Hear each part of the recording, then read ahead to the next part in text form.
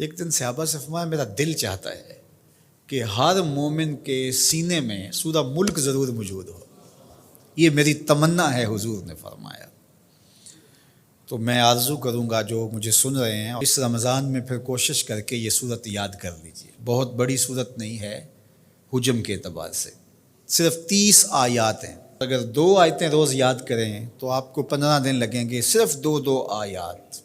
تبارک الذی بیدہ الملک وہو علی کل شیء قدیر، ایک تو یاد ہو گئی آپ کو، سبق کا آغاز ہو گیا۔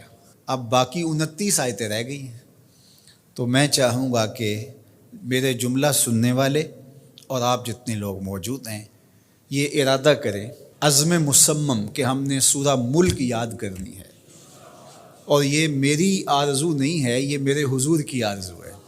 اللہ اکبر۔ تو حضور نے فرمایا انا سورۃ فی القرآن 30 آیۃ، فرمایا قرآن مجید میں ایک سورت ہے جس کی صرف 30 آیات ہیں۔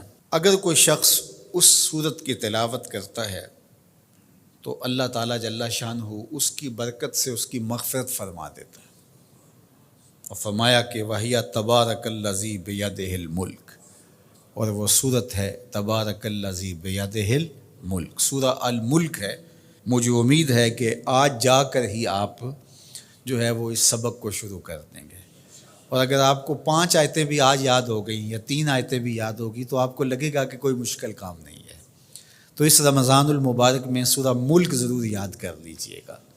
آقا کریم نے ارشاد فرمایا جس نے استغفار کو لازم کر لیا تو اللہ تعالیٰ جل شانہ ہر غم سے، ہر مشکل سے، ہر تکلیف سے اس کے لیے کشادگی پیدا کر دے گا، ہر اذیت دور کر دے گا، اور ہر مشکل اور ہر پیچیدگی سے اس کے لیے راستہ پیدا کرے گا، اور اللہ تعالیٰ جل شانہ اس کو وہاں سے رزق دے گا جہاں اسے گمان بھی نہیں ہوگا۔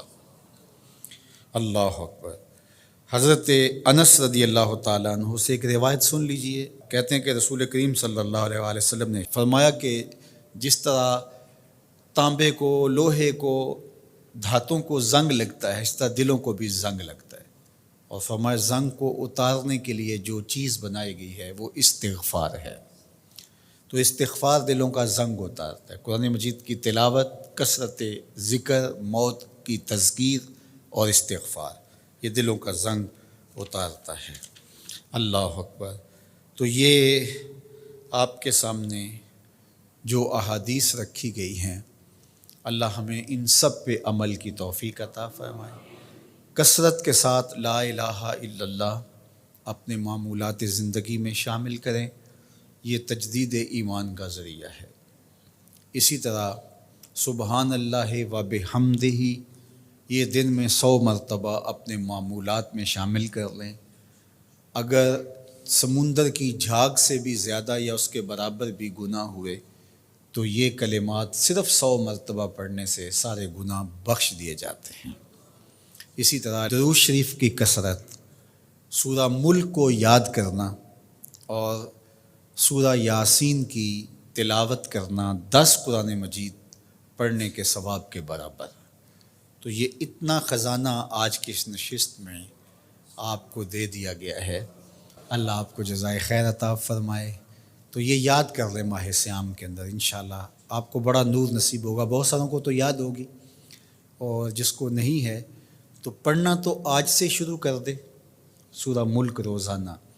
لیکن باقی حضور کی جو آرزو تھی، حضور نے ایک تمنا کی ہے، حضور کے دل میں ایک خواہش تھی کہ اگر یہ ہو جائے تو امت کے بھلے کی بات ہے، تو فائدہ تو ہمارا ہوگا، خوش حضور ہو جائیں گے۔ اللہ اکبر۔ تو فرمایا کہ میری آرزو ہے کہ میرا ہر امتی سورہ ملک اپنے سینے میں سمو لے۔ اللہ سورہ ملک کا جمال بھی دے، اس کی تلاوت کا نور بھی نصیب فرمائے، صحت لفظی کے ساتھ اس کو پڑھنے کی، اس کو یاد کرنے کی توفیق نصیب فرمائے۔